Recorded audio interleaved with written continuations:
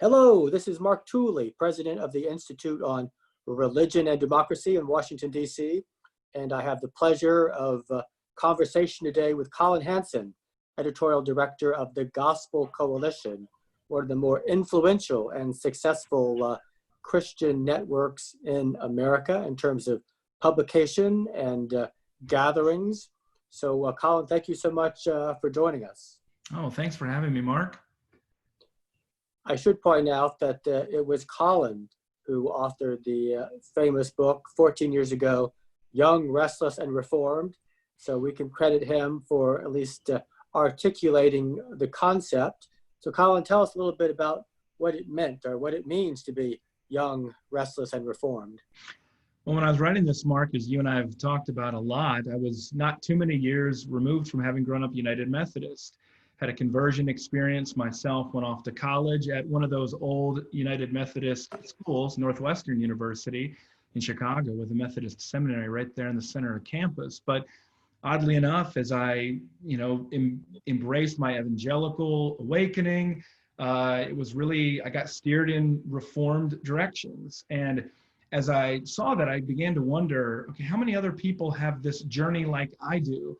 How many other people have had an evangelical awakening and sort of discovered Reformed theology, not necessarily through some denomination or through some sort of family heritage, but actually through teaching and books and things like that were relatively current, people like John Piper and Wayne Grudem in the Baptistic Reformed tradition there. And as I traveled around the country writing for Christianity Today, I found a lot of people like that, and hence the movement that you described. But yeah, the elements were young, meaning this was something that was cresting with the millennial generation, and a little bit into Gen X, but very heavily concentrated with the older millennials. A lot of people don't realize now millennials are about to turn 40, the oldest millennials. And so that was the young part, not so young now. The restless part was a lot of angst toward in multiple directions, either having come from nationalistic, moralistic type churches, especially in the South, having come from seeker-sensitive kind of shallow little theology evangelical churches around the country, or having come like I did out of mainline backgrounds. And so there was a restlessness, as in they were all shifting directions, denominations, beliefs, practices, things like that. And then, of course, rediscovering a Reformed tradition in the line of Calvin and Edwards and others. So the restlessness has been sort of, it remains in some ways. It's veered off in other strange directions. But yeah, it would be a very different book if I wrote it now, but it's kind of now part of the mainstream. It's not so much an upstart movement anymore. Now, tell us a little bit about the Gospel Coalition and its origins and its constituency today.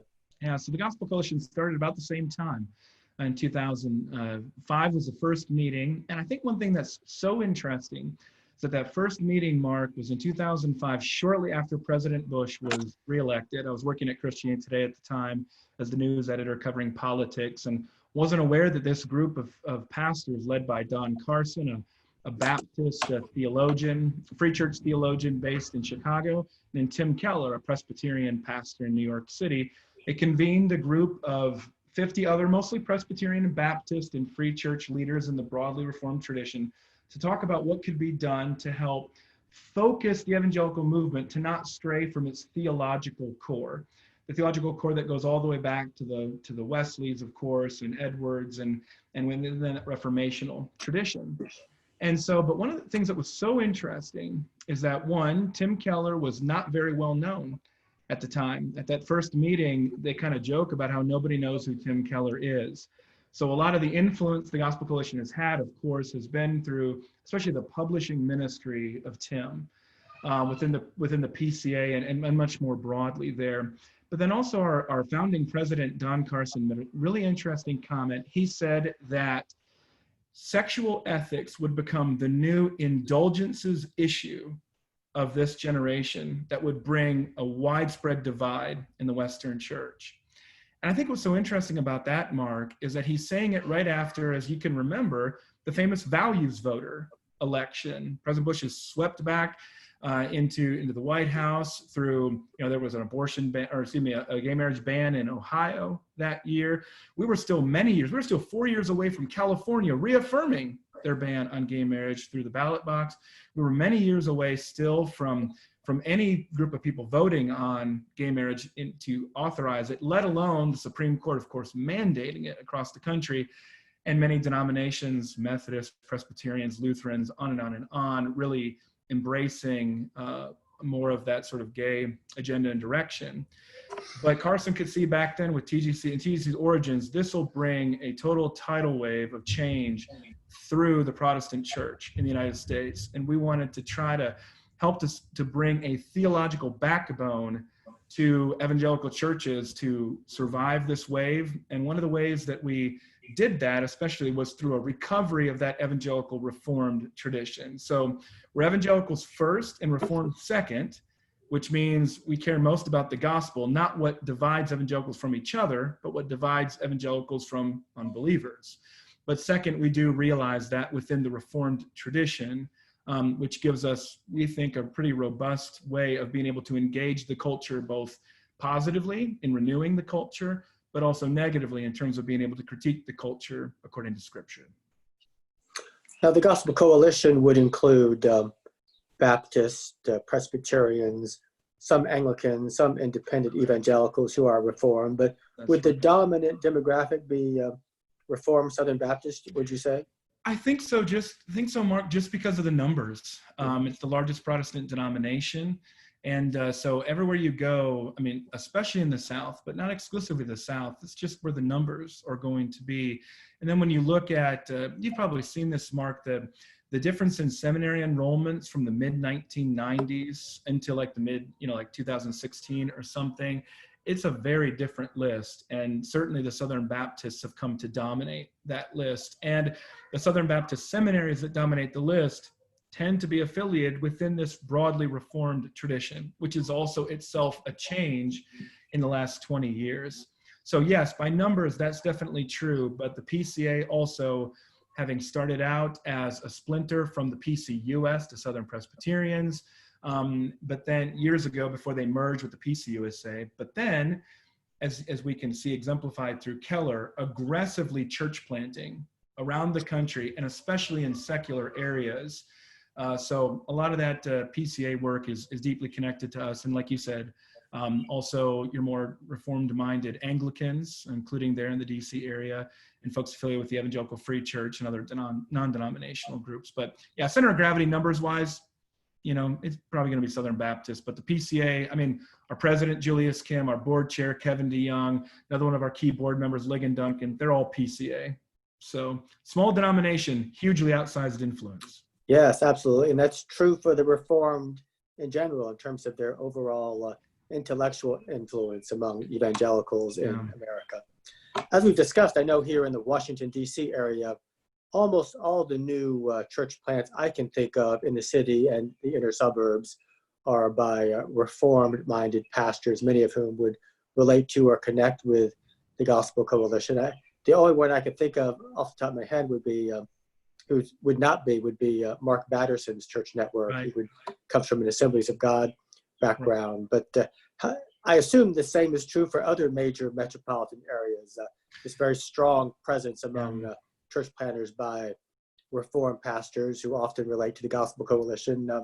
How would you explain your all's, from my perspective, success in being urban church planters? That's a great question, Mark. I'll give you an example. I'll often tell people, I'm in Birmingham, Alabama, and I often tell people if you get into rural Alabama, you're far less likely to find a Gospel Coalition kind of church than you are to find that church in, say, Berkeley, California. You might have 80 Southern Baptist churches in a small rural Alabama county. I remember talking with a PCA pastor once, and he said, I'm the only PCA church in a county with 80 Southern Baptist churches, and all the people in my church are just Southern Baptists who are Reformed, and they don't want to go to the other churches. I think, like you said, the Reformed have had, it gets us into trouble because we have a reputation of often being arrogant and strident, things like that. But at the same time, It is a very intellectually rigorous tradition. Not to say the other traditions are not, it's just one that tends to value that quite a bit. So it's not a surprise that would be a little bit more concentrated in areas of the country that have kind of sorted themselves according to education. So I think just at some level, you have to have people, to church plant, you've got to have somebody who's supremely motivated, supremely gifted in terms of their ability to be able to attract other people, committed to the gospel, of course, above all else, but willing to engage evangelistically and apologetically. And a lot of the kind of leading figures that put an emphasis on that mixture tend to be Reformed. But again, it's not the only way to do it. We see thriving Pentecostal churches that take different approach, that tend to be a little bit more successful among racial minority groups and things like that. So certainly in any church context, it's not like this is the only thing in town or the only positive thing that God is doing. But I think a lot of the success just comes from good models and people. I mean, just think about it. If what I've written about is correct, the Young Restless Reformed are these restless people who've made commitments to change traditions. Well, that requires somebody who's taken it upon himself to think through all these theological issues to be able to change. Well, that's kind of the prescription for a church leader. Somebody who takes theology really seriously, somebody who's willing to teach it, willing to defend it, willing to stand up for it. And that's really the paradigm for a church planter as well. And so, I mean, as you know, other church traditions have sometimes more of a caretaker role for the pastor, more of a chaplain type role, but that doesn't translate very well to church planting, generally speaking. So that's how I would explain it. And likely many people would assume that Gospel Coalition related churches are prototypically old white conservatives, but in fact, because so many are in urban settings, Right. Many are very successful in their racial and ethnic diversity, I've noticed. They are, and I think there's a special key factor there, and it's a historical one. It's because of the history of Presbyterian missions in the Far East, in Korea in particular. And so one of the major transformations we've seen is as the immigration laws in the 1960s loosened, eliminating quotas, especially for Asian countries, you saw a huge influx of multi-ethnic immigrants, or immigrants especially from the Far East. You saw a lot of Presbyterian influence coming in this direction. And that's a lot of those urban church planters, because also they're from urban areas where a lot of immigrants originally settled. So that's another dynamic that kind of lends itself especially well to multi-ethnic churches. That's true of Tim Keller's former church, Redeemer Presbyterian. It's also true of, say, another one of our board members, Stephen church, City Life Presbyterian, another church plant in Boston. But it also means that historically speaking, though, the Reformed have not usually been on the same side as African Americans. There's a lot of reasons for that, including because a lot of leading pro-slavery theologians in the South, both Southern Baptist and Presbyterian, were Reformed. And so it's been easier when it comes to ethnic groups like Koreans and Chinese, but it's been harder when it comes to African Americans. And that's just a consistent tension that we see in our ministry. Interesting. And finally, I can't let you go without discussing controversies within the Southern Baptist Convention. So you yourself are not currently a Southern Baptist, so you can speak impartially as an observer. They can't do anything to me. But I see so much swirling online allegations of impending liberalism about to overtake the convention centered around Southern Baptist Seminary in Louisville. At the same time, Al Mohler, the head of that seminary, is being condemned for having announced his voting preference for Donald Trump later this year. Mm-hmm. So an interesting dichotomy. Could you explain all of that to us? As long as we have a few more hours on this interview, I think I can pull that off. One of the things that I think, Mark, there's a wide agreement. If you could sit evangelicals down, including the evangelicals who read thegospelcoalition.org, I think you could find that there's a lot of agreement that, one, racism is still a problem. Two, that evangelicals have never fully come to terms with their role in perpetuating that racism. And three, critical race theory and cultural Marxism are not going to solve the problem. They're not going to make things better. I think you'd find a lot of agreement there. The problem is twofold. One is that the fringes that really are pushing things like critical race theory and cultural Marxism, and on the other side, people who are actually pushing for almost like an unreconstructed confederacy. They're very vocal. They're still very vocal, and they feed off each other. So they really polarize the debate in those ways. So I think that's true. And then also, Southern Baptist Seminary is, I don't know how many people would agree with me, but I'm pretty adamant about this. It's one of the most important religion stories in the 20th century in America. Not only the fact that the Southern Baptist Convention shifted from liberal to conservative, but just that you had one of the largest seminaries in the world make that shift. We're so accustomed, Mark, as you know, seeing all these seminaries shift otherwise. Well, I don't think we should be surprised that a seminary that within our lifetime, within the current leadership, Moeller was the one who made that switch in 1993, which I wrote about a lot in Young Restless Reformed. We shouldn't be surprised that within our lifetime, there's still a lot of people who are upset that ever happened. You know, they're trying to make Moeller look bad. He's trying to straddle a very large denomination where, generally speaking, it's kind of like the right-wing magazines in Washington, D.C. They tended to be pretty anti-Trump, but then, of course, their supporters were pretty pro-Trump. A similar dynamic played out in the Southern Baptist Convention and continues to, where the leaders are not always on the same page as the actual constituents. And so when you add up all of those dynamics, it's not surprising that there's going to be perpetual conflict and accusations swirling. But I mean, personally, I don't see any cause for concern of liberalism at Southern Baptist Theological Seminary. That doesn't strike me as the people that I know there. But at the same time, I actually think that there are evangelicals who are trying to move the whole movement to the right in a way that corresponds in some ways, on racial issues specifically, to some of President Trump's less helpful rhetoric. I'll put it that way. And so I found, even Mark, that when we wrote our documents in 2007 for the Gospel Coalition, what we said about race and racism, what we said about poverty and justice, people didn't even bat an eye at it. I say the same thing now, and people act as if we're heretics. That's not because we changed. Something in the conservative and evangelical space has changed. And not surprisingly, we have controversy. And then finally, if I may ask you, when churches finally fully reopen, we hope soon, I hope so. Will churches emerge post-pandemic stronger, weaker, or just a combination? Mark, I've thought, it's a good question. I've thought a lot about that. And I think my views have changed in different directions since then. If I had to say right now, I'm afraid the answer would be weaker.